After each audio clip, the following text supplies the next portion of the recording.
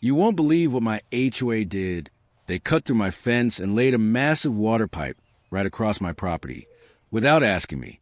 At first, I thought it was a mistake. But then I realized they didn't see me as a landowner. They saw me as someone they could push around. They assumed I would just stay quiet, that I'd give up. Well, I didn't. And when I discovered they relied on a private water source, everything changed. What happened next? Let's just say they regretted ever crossing me. Stay with me, because this HOA revenge story will shock you. I never thought I would end up in a legal war with an HOA. I always believed if you mind your business, respect others, and stay reasonable, life stays peaceful. I bought my property because I wanted quiet, space, privacy, no drama, no controlling neighbors, no rules about paint colors or grass height, just my land. My property sits right next to a planned HOA neighborhood. They have uniform houses, identical fences, and a board that thinks it runs the world. At first, I didn't care about them. I wasn't part of their HOA. I paid my own taxes. I maintained my own land. I kept to myself. For years, there were no issues. Then small things started happening. It began with survey flags showing up near my fence line, bright little markers pushed into the dirt. I assumed a utility company was doing work. I ignored it. People survey land all the time. Then I noticed workers walking near my fence. They didn't ask permission. They didn't knock. They didn't leave a notice. They just walked around like they owned the place. That bothered me, but I still stayed calm. I told myself, maybe it's a mistake. Don't overreact. A few days later, I saw something that changed everything. A section of my fence had been cut, not damaged, not broken by accident. Cut, cleanly sliced through. My fence marked my boundary, my privacy, my security, and someone had deliberately removed a section of it. I felt a rush of anger, not explosive rage, more like a slow burn, the kind that sits in your chest. I walked closer. Behind the cut fence, I saw workers digging a trench. Inside it, they were laying a long pipe, thick, industrial, and clearly meant to carry water, straight across my land, across property that I owned, without my permission, without my signature, without even a warning. I stood there in disbelief. I asked one of the workers, "Who told you to do this?" He shrugged and said, "HOA project. They said this land was fine." That sentence hit me harder than I expected. They said this land was fine, as if my ownership didn't matter, as if I didn't exist. I immediately contacted the HOA office. I expected an apology, maybe a misunderstanding, a promise to fix it. Instead, I got attitude. The HOA board representative spoke to me like I was a nuisance. She said, "It's just a utility pipe. It won't affect you." I said, "You cut my fence. You dug on my property. You installed infrastructure on land you don't own." Her response? "It's more efficient this way." That was the moment I realized something important. They didn't see me as a property owner. They saw me as an obstacle. Or worse, someone they could push around. I told them they needed to remove the pipe and restore my land. They told me, "We'll look into it." Weeks passed. Nothing changed. The pipe stayed. The fence stayed cut. No apology, no repair, no acknowledgement. Meanwhile, I started noticing other signs of disrespect. HOA residents started walking across my land like it was a shortcut. Kids cut through my yard. Dog owners let their pets wander onto my property. It felt like the HOA had silently decided my land was public space, and it made my blood boil.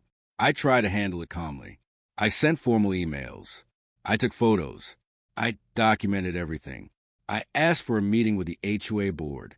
When the meeting finally happened, it felt like a courtroom where I was the only one on trial. They acted annoyed. They implied I was overreacting. One board member even said, "It's not like you're using that part of the land." That sentence stuck with me. Not using it, it was mine. Ownership shouldn't depend on whether I was actively standing there. They offered a weak compromise. They said they'd consider paying a small fee to keep the pipe there. In other words, they wanted to pay me to accept being disrespected. I declined, not because of money, but because of principle. If I let them get away with this once, they'd do it again, and again, and again. I went home that night feeling frustrated, but I also felt something else. Determination. If they wanted to play power games, I would play legally, quietly, strategically. I started researching. I looked into property laws, utility easements, water rights, HOA authority limits. And then I discovered something interesting, very interesting. The water pipe they installed wasn't owned by the city. It wasn't public infrastructure. It was supplied through a private provider. And that meant something important. It meant the HOA's water supply wasn't as untouchable as they believed. At first, I didn't know exactly what I would do with that information. But I knew one thing. If they thought they could cross my property without consequences, they were about to learn how wrong they were. That night, I stood near the cut fence.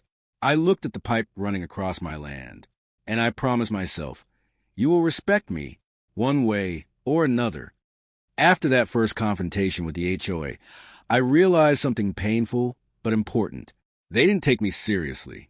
To them, I wasn't a landowner with rights.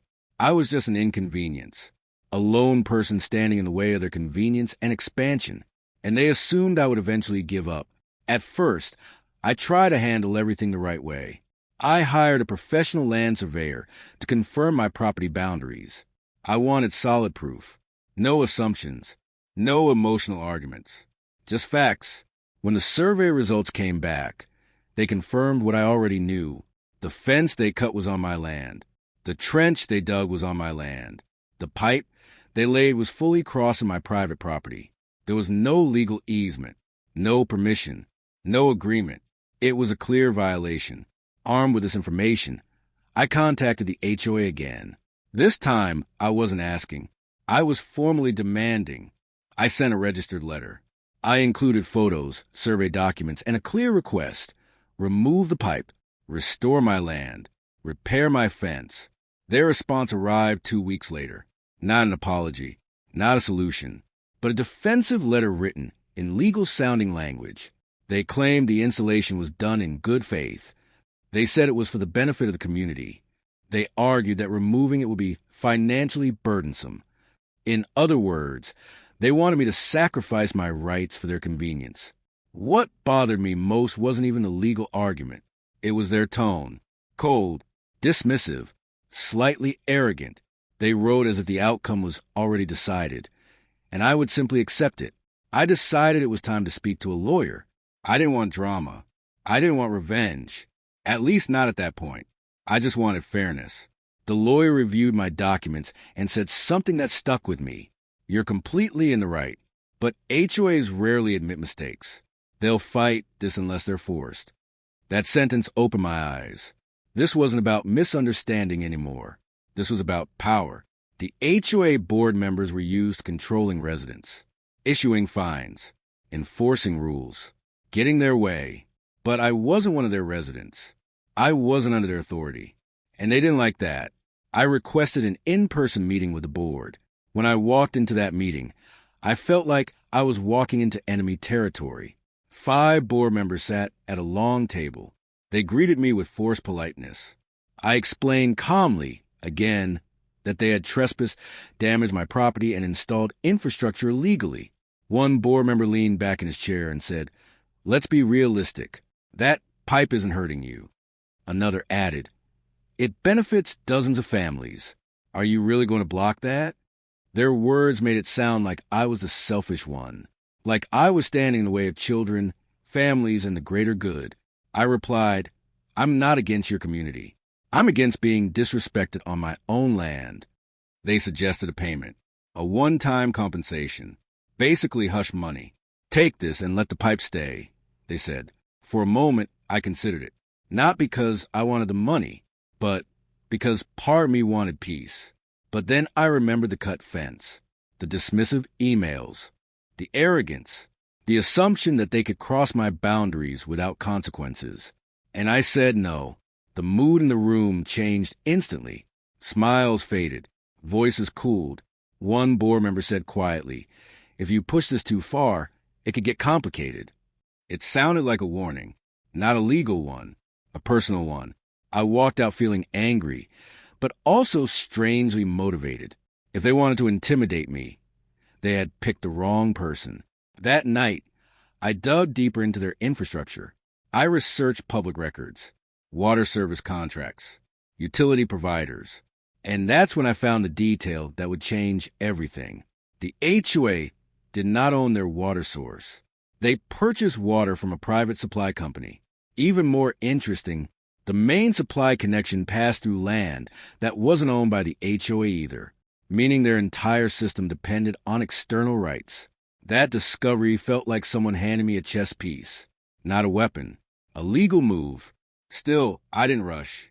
I continued documenting everything: photos of the pipe, emails from the HOA, survey records, legal correspondence. Meanwhile, the HOA continued acting like they had already won. They refused to remove the pipe. They refused to repair my fence. They refused to compromise beyond paying me off. And something else started happening. The HOA residents themselves began treating me differently. Some avoided eye contact. Some whispered when I passed. Others looked at me like I was the villain. I overheard someone say, "He's the guy trying to shut down our water." That bothered me. Not because I care about their opinions, but because it showed the HOA was controlling the narrative. They were painting me as the enemy, as the troublemaker, as the selfish landowner blocking a community. Meanwhile, no one talked about how they had trespassed first. No one talked about the fence they cut. No one talked about the rights they violated. That imbalance frustrated me deeply. One afternoon, I stood near the trench again. I looked at the pipe. I imagined how easily they had decided to ignore my ownership, and I realized something powerful. If they refused to respect boundaries, I would make them understand boundaries. Legally, calmly, strategically. I contacted the private water provider. At first, I just asked questions. Who owned the source? Who controlled distribution? What rights existed? The more I learned, the clearer my options became. It wasn't about cutting off water. It wasn't about hurting families. It was about leverage, about forcing accountability. And for the first time, I stopped feeling like the victim. Instead, I felt like someone who finally had a plan. Not revenge driven by anger, but justice driven by principle. Still, I didn't act immediately, because I knew one thing. If I was going to move forward, I needed to do it perfectly. No mistakes, no emotional decisions, no illegal actions. Just clean, legal, undeniable consequences. And while the HOA continued to assume I would eventually give up, I was quietly preparing the move that would shock them. They thought I would back down. They thought I would get tired. They thought I would fold. They had no idea what I was about to do. By this point, the situation with the HOA had stopped being a simple property dispute. It had become personal. Not because I wanted revenge for emotional reasons, but because they had repeatedly shown they didn't respect me, my property, or my rights. Still, I stayed calm. I knew anger could ruin everything. So I stayed patient, quiet, observant. While the HOA kept acting confident and dismissive, I worked behind the scenes. I started by fully understanding the water system they depended on. I contacted the private water supplier again, this time more seriously. I asked detailed questions. Who owned the source? Who had control over distribution rights? Could those rights be transferred? What would it take to legally acquire influence over that supply? At first, the representatives sounded cautious. But when I explained I was doing legal research related to property dispute, they opened up more. And that's when I learned something critical. The water source feeding the HOA wasn't owned by the HOA. It wasn't even owned by the supplier in the traditional sense. It operated under a transferable private contract. In simple terms, ownership and control could change hands. That realization changed the entire situation. Suddenly, I wasn't just reacting. I had leverage, but I didn't rush in. Instead, I consulted another lawyer, one who specialized in property rights and utility agreements. I laid everything out: the trespass, the pipe, the refusal to remove it, the private water source, the possibility of acquiring control. The lawyer looked at me and said, "You have a strong legal case.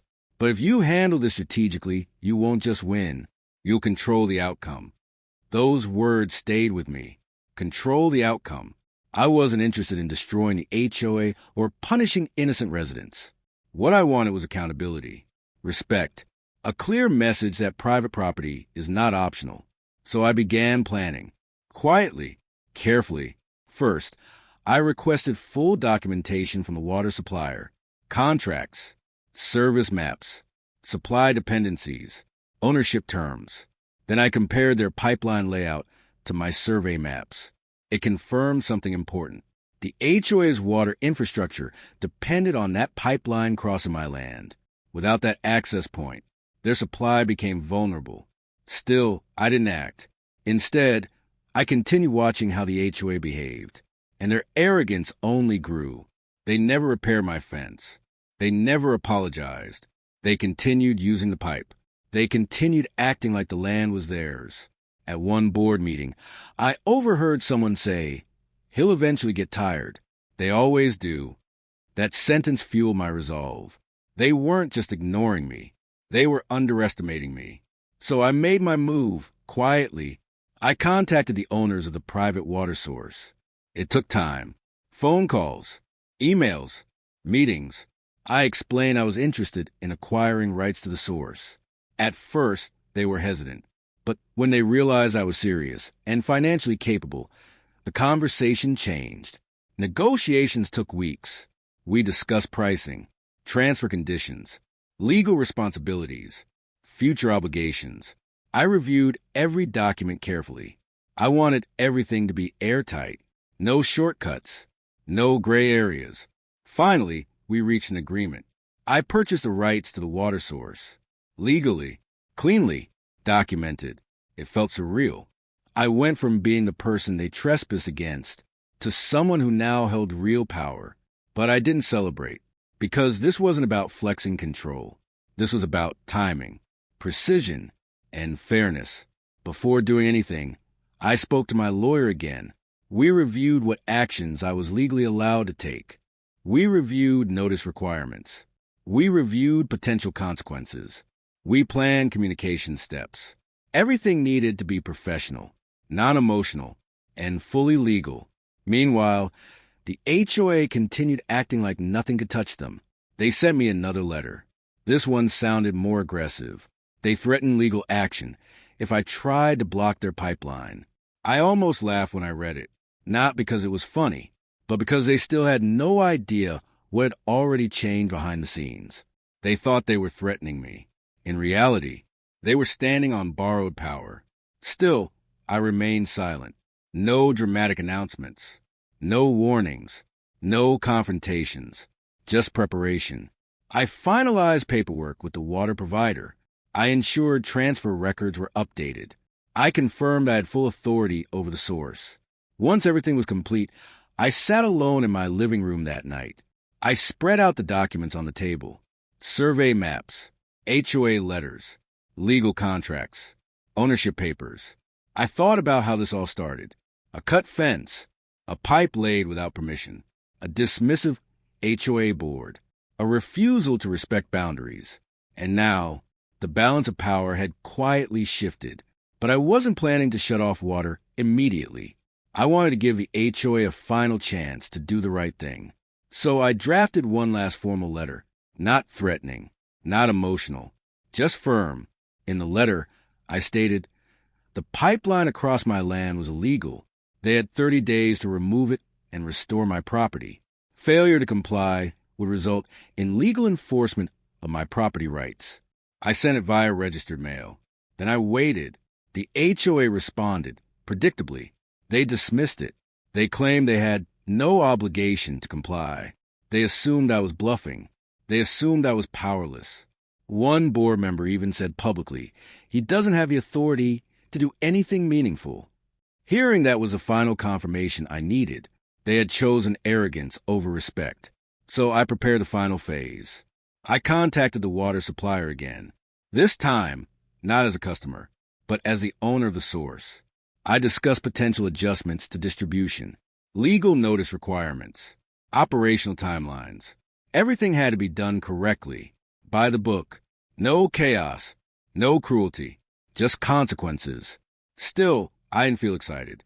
I felt serious. Heavy, because I understood something important. When I made my next move, it wouldn't just affect the HOA board. It would impact real families, real homes, real people, and I didn't take that lightly. But then I reminded myself, I didn't create the situation. They did. They chose to trespass. They chose to ignore warnings. They chose to refuse compromise. They chose to gamble on my silence. Now they would face the results of their choices.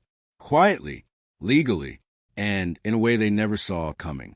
And as the deadline in my letter approached, the HOA still did nothing. No pipe removal, no fence repair, no negotiation, just silence and confidence, which told me everything I needed to know. They thought I was bluffing. They thought I had no power. They thought I would eventually walk away. They were wrong. And soon, they were going to realize exactly how wrong they had been. The deadline I gave the HOA came and went. 30 days. Plenty of time to respond. Plenty of time to negotiate. Plenty of time to fix what they had done. They did none of it. No apology. No repairs. No removal of the pipe. Not even a serious conversation. Instead, they continued acting like they were untouchable. Like I was just noise. Like I would eventually get tired and walk away. That assumption is what finally pushed me to act. Not out of anger, but out of principle. Before making any move, I spoke to my lawyer one last time. We reviewed every detail. What I owned, what I controlled, what I was legally allowed to do, what notice had to be given, how to avoid harming innocent people more than necessary. This wasn't about chaos. It was about accountability. So I followed the legal process step by step. First, I issued a formal notice to the HOA, not emotional, not threatening, just factual. It stated that because they refused to remove illegal infrastructure from my land, I would enforce my property rights through legal control of the water source. I also sent notice to the water distributor. Everything documented, everything traceable, everything clean. Then I waited a few more days. Still nothing. No response. No compromise. Just silence and arrogance. So on a quiet weekday morning, I made the call, not to shut off water, not to create drama, but to limit supply in accordance with my legal ownership. The supplier followed instructions. Slowly, professionally, without theatrics. There were no sirens, no dramatic moments, just a change in flow. Within hours, the effects started showing. Sprinklers stopped working. Lawns started drying. Pools stopped refilling. Pressure dropped in homes. At first, residents thought it was a temporary issue, a maintenance delay, a technical problem. But then the HOA board realized something was wrong. Very wrong. My phone started ringing. Emails flooded in. Messages from board members, contractors, even residents. At first, their tone was confused. Is there a system issue? Do you know what's happening? Then their tone shifted. Concerned, urgent, finally panicked. The HOA board requested an emergency meeting. I agreed, not to boast, not to humiliate, but to resolve the situation like an adult. When I walked into that meeting, the mood was completely different from before. Gone was the arrogance. Gone was the dismissiveness. Now there was tension, fear, and sudden respect. The same board members who once brushed me off now spoke carefully. One of them said, "We need to resolve this quickly. Residents are upset." I replied calmly, "You had 30 days to resolve it." They tried to frame it as a misunderstanding, as an accident, as poor communication. But I reminded them, you cut my fence. You dug my land. You installed a pipe without permission. You ignored every request. This is not a misunderstanding. Silence filled the room.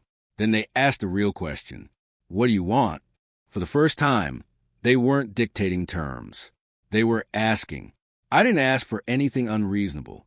I said, remove the pipe from my land. Restore my property fully. Repair my fence. Compensate for trespass and damages. Sign a legal agreement to never use my land again. No insults. No threats. Just fairness. They hesitated. They said removing the pipe would be expensive. I reminded them, so was trespassing. They said rerouting water would take time. I reminded them. So, did ignoring my letters? They said residents were suffering. I reminded them. I didn't create the situation. You did. For the first time, they had no power to bully me, no power to dismiss me, no power to talk over me, because now they needed me. The HOA asked for time to vote internally. I agreed, but I did not restore full supply, not as punishment, but as leverage. A few days later, they returned with a decision. They agreed. All terms: removal of the pipe, repair of my fence, full restoration of my land, financial compensation, and a formal written apology. I accepted, not because I enjoyed winning, but because this was the resolution I wanted from the start. Work began within weeks. Construction crews came, this time with permission. The illegal pipe was removed. The trench was filled. The soil was restored. My fence was rebuilt, stronger than before. Watching them undo what they had done felt strange. Not satisfying in a dramatic way. More like closure, like watching a wrong being corrected. Meanwhile, HOA residents slowly realized the truth. This wasn't me being selfish. This wasn't me attacking their community. This was me defending my rights. Some residents even approached me personally. A few apologized. One man said, "We were told you were trying to hurt us, but now I see what really happened." That meant more than I expected, because I never wanted to be the villain. I just wanted respect. The HOA board changed after that. New members were elected. Policies were rewritten. They became more cautious, more professional, less arrogant, and most importantly, they stopped treating private property like it belonged to them. Months later, I walked along the restored section of my land. The grass had grown back. The fence stood tall. There was no pipe, no trench, no sign of the conflict. But I remembered everything.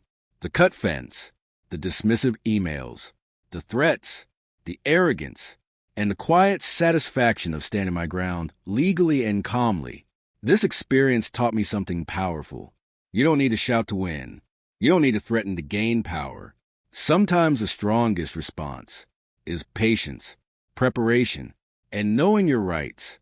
And even though the HOA never admitted it publicly, I knew one thing. They would never cross my property again, not because they feared me, but because they finally respected me. Once the pipe was removed and my land was restored, most people assumed the story was over. From the outside, it probably looked like a clean victory. HOA messed up. I stood my ground. They backed off. Case closed. But the truth is, the aftermath was more complicated than anyone realizes. Winning doesn't always feel the way people expect. For a while, everything felt quiet. No workers on my land.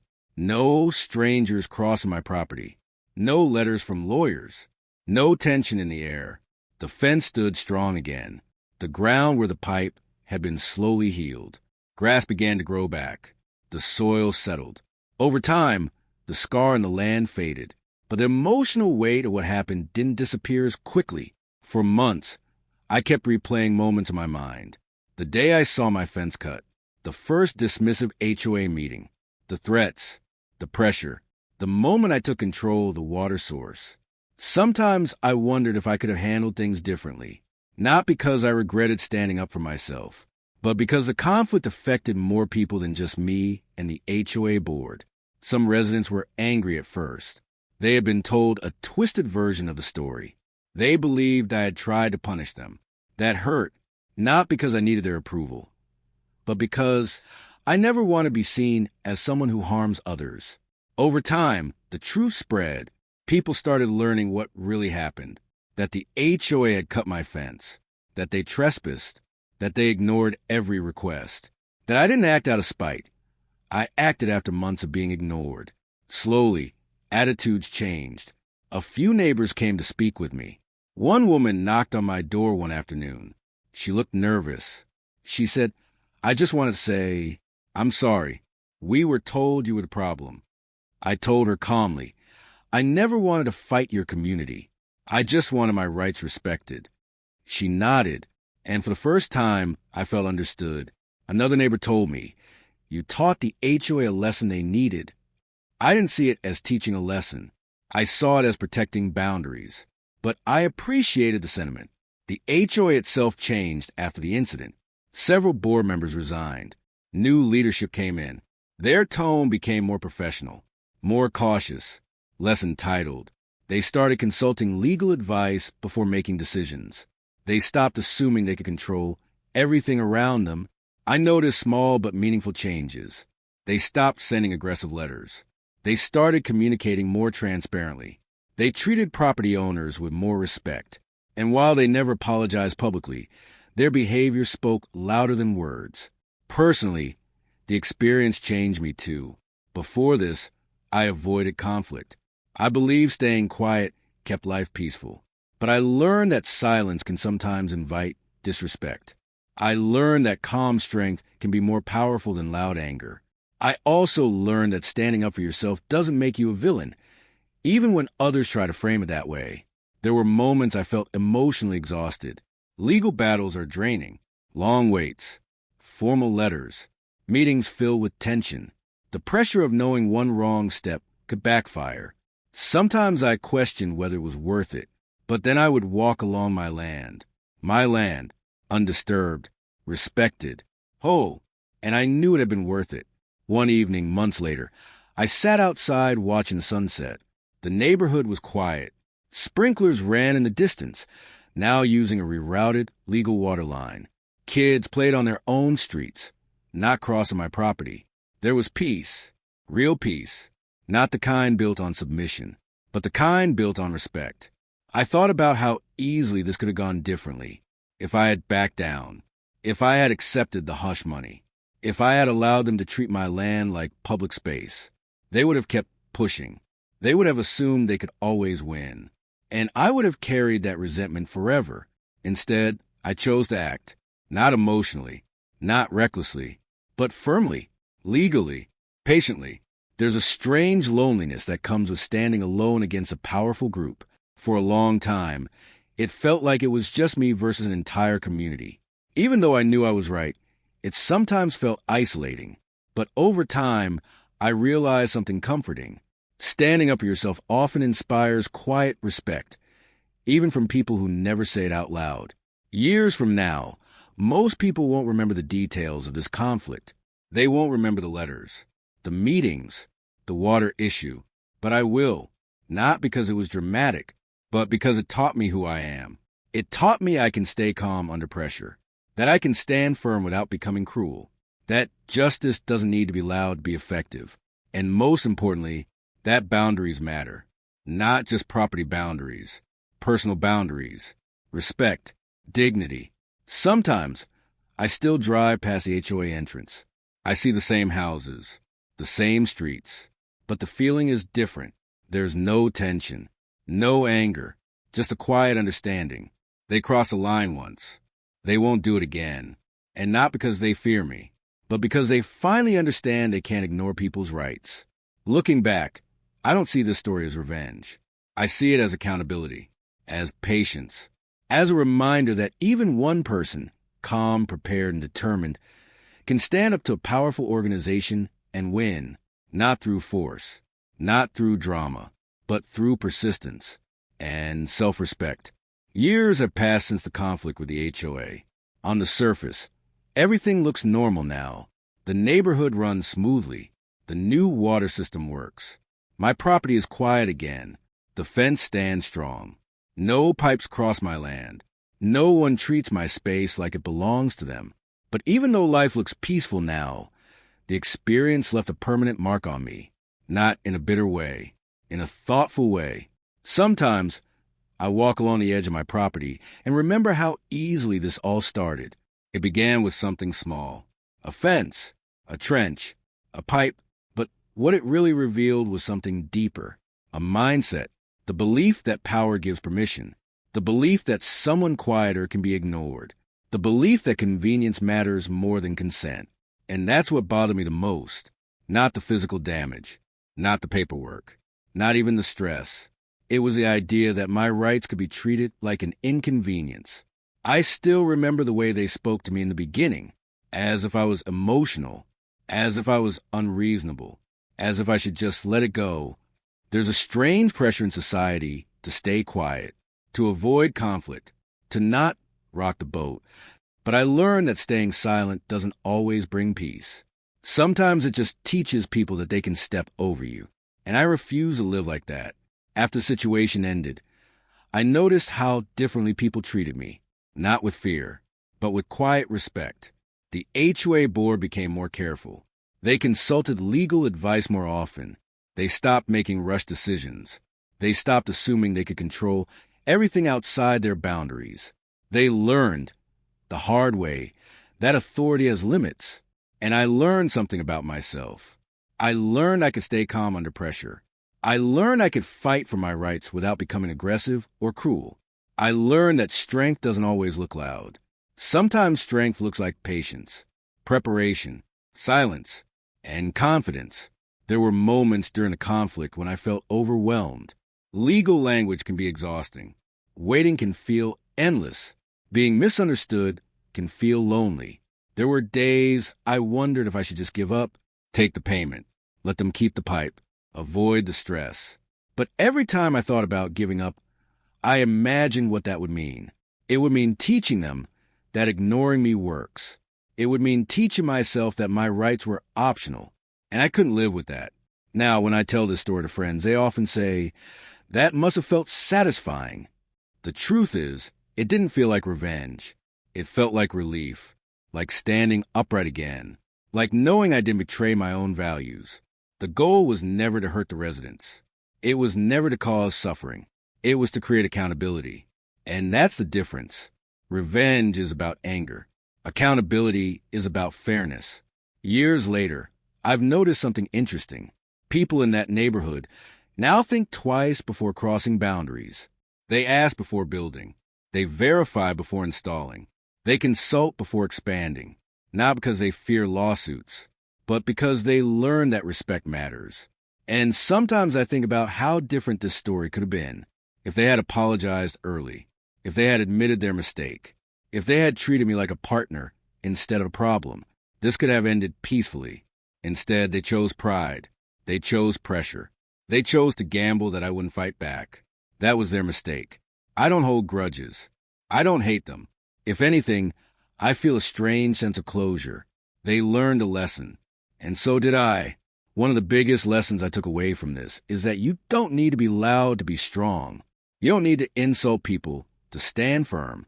You don't need to become aggressive to protect yourself. Sometimes the most powerful response is calm, quiet, well-planned, and legal. Another lesson is this. Boundaries teach people how to treat you. If you allow people to cross your boundaries once, they'll try again, but if you calmly enforce them, people learn respect, not out of fear, but out of understanding. Even today, when I look at my fence, I don't just see wood and metal. I see a reminder that my space matters, that my voice matters, that staying silent is not always peaceful, and that one person, calm, patient, and determined, can stand up to an entire organization and win, not through chaos. Not through threats, but through persistence. Sometimes people ask if I do it again. My answer is simple. I wouldn't choose the conflict, but I would choose self-respect every time. Because peace built on silence feels fragile, but peace built on boundaries feels strong. Now life is quieter. I spend more time enjoying my land, gardening, walking, sitting outside at sunset. And every time I hear sprinklers running in the distance, from their rerouted legal water line, I feel something subtle. Not pride, not revenge, just a quiet sense of justice. They crossed my property once. They won't ever do it again. And not because they fear retaliation, but because they finally understand that ownership, respect, and boundaries are not optional. They're the foundation of fairness.